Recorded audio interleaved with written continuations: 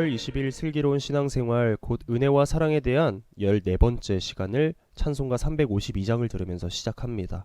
오늘도 함께 나누는 하나님의 말씀을 통해 각자의 처소에서 동일한 하나님의 은혜와 사랑이 가득하시기를 먼저 축복하고 소망합니다. 오늘 본문 말씀인 에베소서 6장 10절로 13절 말씀을 먼저 같이 읽어보도록 하겠습니다. 끝으로 너희가 주 안에서와 그 힘의 능력으로 강건하여지고 마귀의 간계를 능히 대적하기 위하여 하나님의 전신갑주를 입으라. 우리의 씨름은 혈과 육을 상대하는 것이 아니요 통치자들과 권세들과 이 어둠의 세상 주관자들과 하늘에 있는 악의 영들을 상대함이라. 그러므로 하나님의 전신갑주를 취하라. 이는 악한 날에 너희가 능히 대적하고 모든 일을 행한 후에 서기 위함이라. 아멘. 네, 이 말씀을 통해 강하게 하시는 하나님께 감사하자라는 목표를 가지고 함께 나누어 보도록 하겠습니다.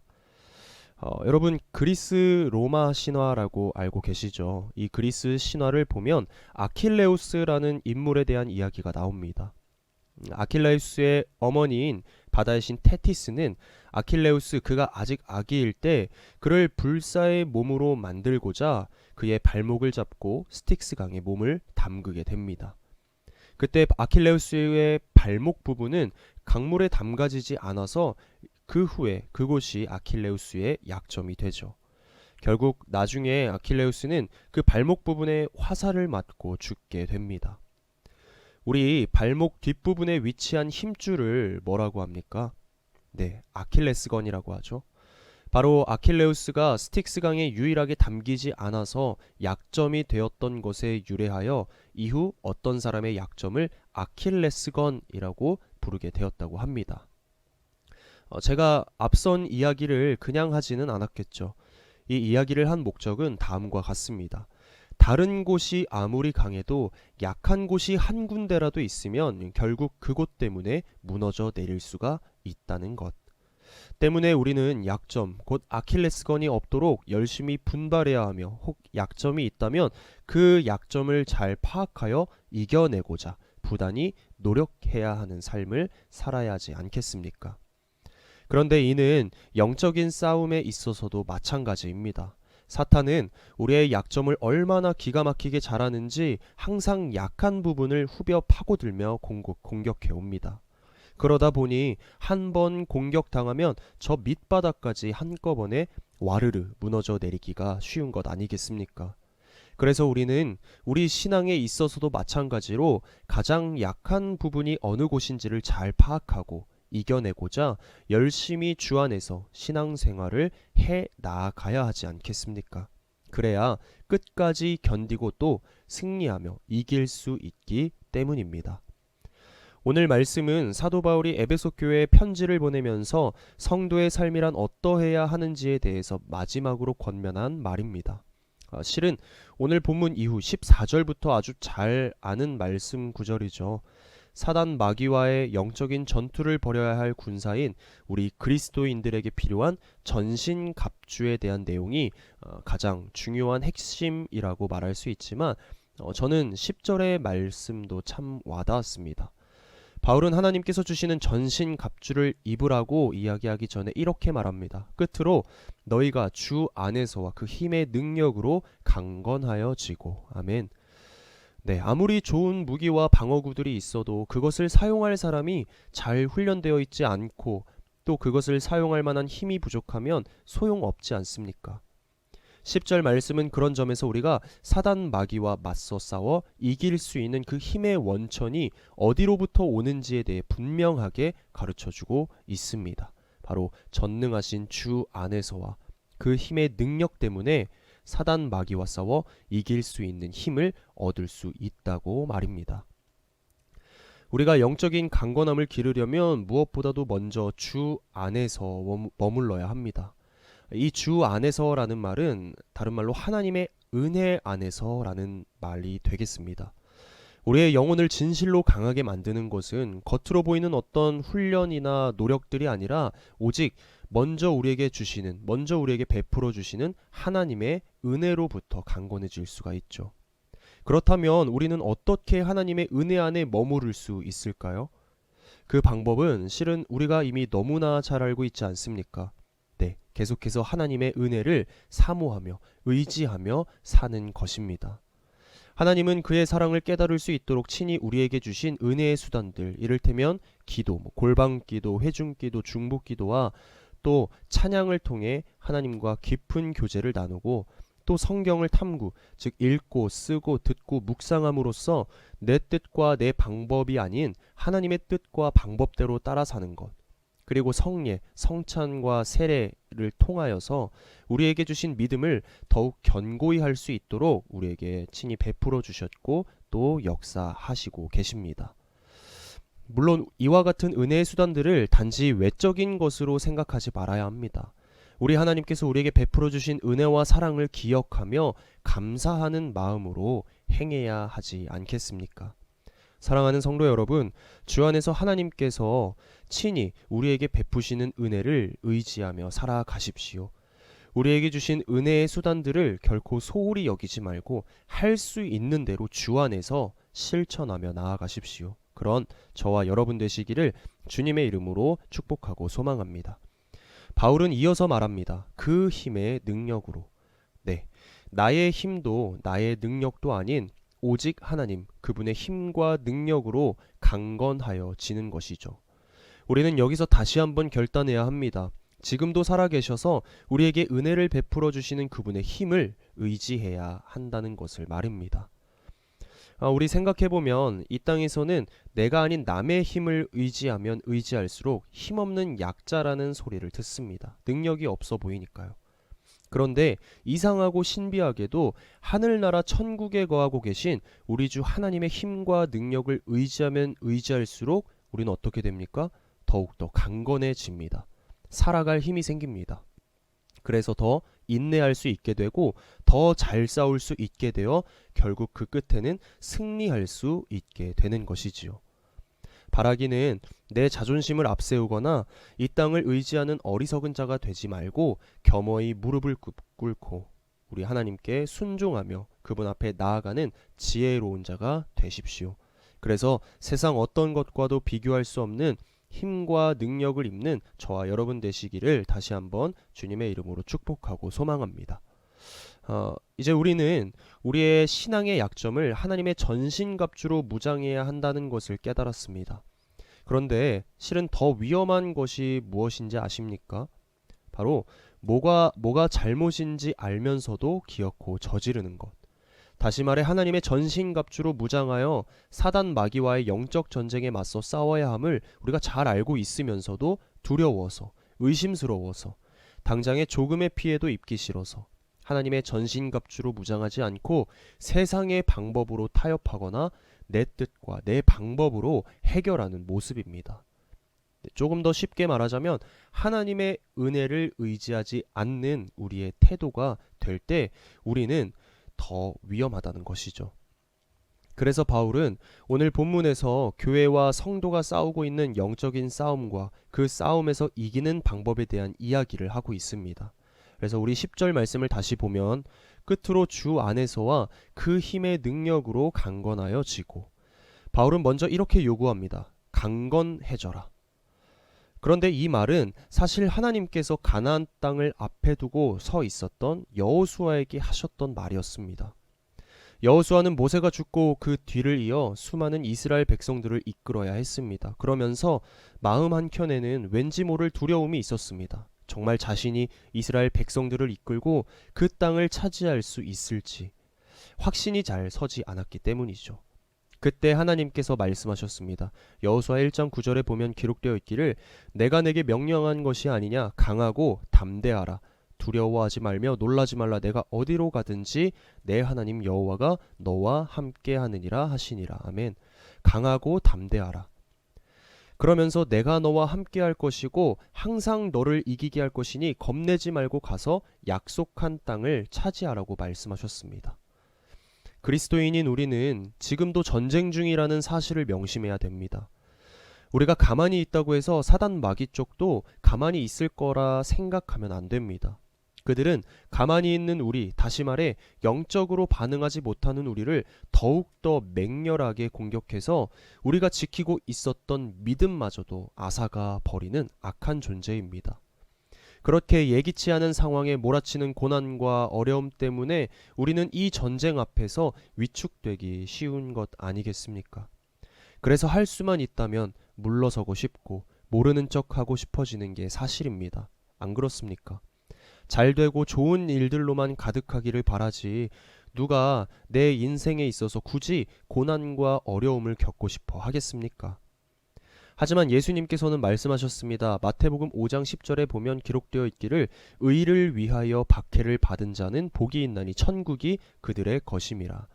사도 바울 역시 디모데후서 3장 12절 말씀에 보면 기록되어 있기를 무릇 그리스도 예수 안에서 경건하게 살고자 하는 자는 박해를 받으리라. 네. 성경은 일관되게 그리스도인이라면 박해와 고난과 어려움이 따른다고 말합니다. 그때 성도된 우리는 어떤 자세를 취해야 한다고 말합니까? 고린도후서 12장 10절입니다. 기록되어 있기를 그러므로 내가 그리스도를 위하여 약한 것들과 능욕과 궁핍과 박해와 곤고를 기뻐하노니 이는 내가 약한 그때의 강함이라. 아멘. 박해와 고난과 어려움에 굴복하지 말고 오히려 예수 그리스도 안에서 기뻐할 줄 아는 성숙한 믿음을 소유한 바로 그때 우리 뒤에 누가 서 계십니까? 네, 하나님께서 든든한 우리의 백으로 서게 주십니다. 전지전능하신 하나님께서 함께 하시기에 우리는 박해와 고난과 어려움 가운데서도 강해질 수 있다는 것이지요. 이어서 11절 말씀에 보면 기록되어 있기를 마귀의 관계를 능히 대적하기 위하여 하나님의 전신갑주를 입으라. 중요한 구절이죠. 맨몸으로는 연약한 육신이기에 우리 힘만으로 마귀와 전쟁을 하게 된다면 변변히 싸워보지도 못하고 싸움에서 지거나 치명상을 입게 될 겁니다. 마귀라 할지라도 그들은 치밀하기에 꾀를 잘 써서 우리의 약점을 공격하기 때문입니다. 그렇기에 어떤 전투이든 전투에서 이기려면 적의 공격을 완벽하게 막아낼 보호 장구도 있어야 하고 그러는 동시에 적들을 가장 적절하고 효과적으로 공격할 무기도 있어야 합니다. 그래서 성경은 우리에게 하나님의 전신갑주, 온 몸을 무장하는 그것 전신갑주로 무장해야 한다고 말하고 있죠. 사탄 마귀는 수천 년 동안 성도들과 싸우고 또 싸워왔고 지금도 싸우고 있기 때문에 또 그 싸움에서 수많은 성도들을 쓰러뜨려 봤기 때문에 우리에 대한 데이터가 엄청나게 쌓여 있습니다. 사람의 스타일별로 어디가 약점이며 거기를 어떻게 공격하면 힘없이 쓰러지는지 너무나 잘 알고 있습니다. 게다가 사탄은 굉장히 생각지도 못한 것으로 갑작스럽게 우리를 유혹하며 나아갑니다. 이렇게 말하죠. 야, 이 정도쯤은 괜찮지 않냐? 다 그렇게 산다. 야, 너무 유별나게 그러지 말라. 에이, 너무 지나치다. 너 왜 그렇게 피곤하게 예수 믿으며 사냐? 라고 말이죠. 사탄의 이야기는 항상 그럴듯합니다. 그 말에 속아 넘어가는 순간 우리 삶은 거기서부터 마치 나뭇가지가 쓰러지듯이 와르르 무너져 버리게 되죠. 그래서 바울은 다시 한번 말합니다. 13절에 보면 기록되어 있기를 그러므로 하나님의 전신갑주를 취하라. 이는 악한 날에 너희가 능히 대적하고 모든 일을 행한 후에 서기 위함이라. 아멘. 바울이 말하기를 에베소 교회 여러분, 악한 날 곧 사탄 마귀가 우리를 넘어뜨리고 치명타를 날릴 때에 능히 대항할 수 있고 모든 일을 한 뒤에 서 있을 수 있도록 즉 사탄 마귀는 쓰러지고 결국 일어서 있는 자는 우리가 될 수 있도록 무엇을 취하라? 네, 하나님께서 주시는 전신갑주로 완전 무장하라 라고 바울은 말하고 있는 것입니다. 사랑하는 성도 여러분, 크게는 평생을 작게는 수십 년 동안 하나님을 믿었는데 작은 시험 하나 때문에 모든 은혜를 까먹게 됩니다. 영혼은 푸석푸석하게 되어버립니다.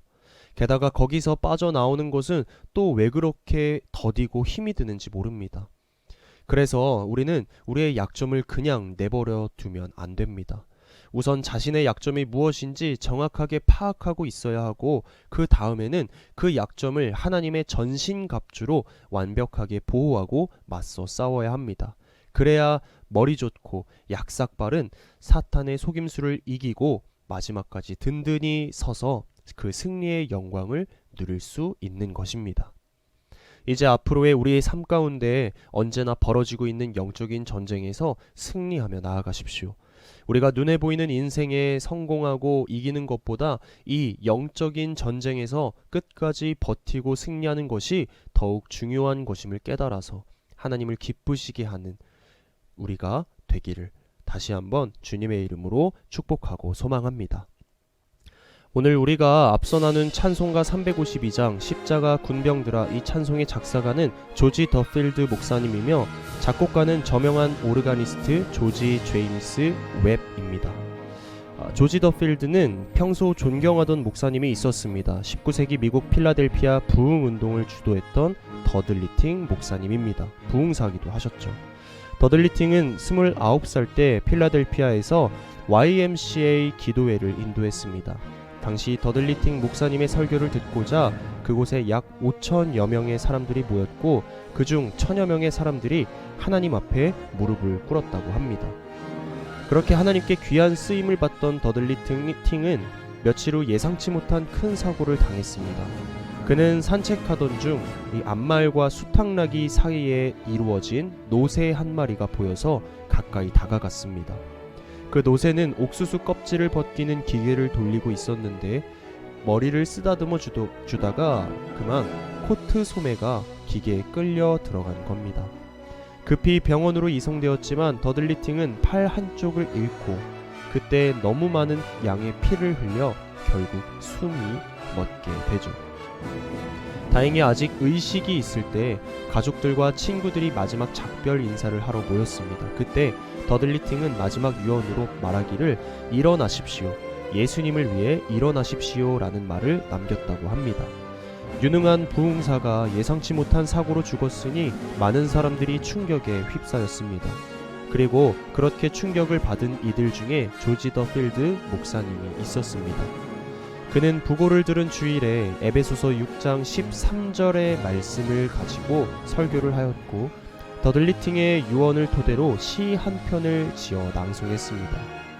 십자가의 군병들이여, 예수님을 위해 일어나십시오. 길을 들고 앞서 나가 담대히 싸우십시오. 그리고 이 시를 프린트해서 주일학교 교사들에게 주었고 교사들은 각자 자기가 맡은 어린이들에게 나누어 주었습니다. 그중 우연히 낱장 하나가 신문사에게 전달되었는데 이를 통해서 꽤 많은 사람들이 큰 은혜를 받게 되었습니다. 이렇게 탄생한 찬송가가 바로 오늘의 찬송가 십자가 군병들아입니다. 이 찬송은 하나님의 전신갑주를 입고 주를 위해 일어나라고 힘차게 외칩니다. 그리스도인은 세상의 헛된 가치관을 거스르는 십자가 군병들입니다. 세상의 헛된 가치관이 아닌 가장 낮은 곳에서 세상을 이기신 예수님을 기억하며 살아가는 우리가 되기를 소망합니다. 또한 오직 십자가의 도를 따르며 하나님이 주시는 능력을 힘입어 살아가는 우리 모두가 되기를 다시 한번 간절히 소원합니다. 기도하겠습니다. 사랑이 많으신 아버지 하나님, 오늘도 우리에게 말씀으로 다가오셔서 이 말씀으로 하나님의 은혜와 사랑을 깨달을 수 있게 하심에 깊은 감사를 드립니다. 오늘 말씀을 통해 늘 우리의 약점을 공략하여 무너지도록 간계를 부리는 사단 마귀와의 영적 싸움에서 그리스도인이 항시 무장하고 있어야 할 것이 무엇인지 깨달았습니다. 주 안에서 그분이 우리에게 주시는 능력으로 강하여질 수 있도록 하나님의 전신갑주로 무장하는 것, 이것이 오늘날 우리에게 가장 필요한 것임을 다시금 깨달았습니다. 바라기는 하나님의 전신갑주를 취하여 악한 날에 우리가 능히 싸워 이길 수 있는 힘을 주시는 하나님만 의지할 수 있도록 힘을 더하여 주시옵소서. 우리는 쉽게 무너질 수 있는 부족하고 연약한 존재입니다. 그러나 그런 우리를 그 누구보다 사랑하셔서 은혜 베푸시는 주님만을 사모하는 진정한 그리스도인이 되어 늘 승리하는 삶을 살아갈 수 있도록 인도하시고 지켜보호하여 주시옵소서. 오늘 말씀을 잘 붙잡고 다가올 주일을 기뻐하며 기대하는 우리가 되기를 소망하며 감사드리며 주 예수 그리스도의 이름으로 간절히 기도드립니다. 아멘. 네, 수고하셨습니다. 우리 다음 시간에 뵙도록 하겠습니다. 안녕.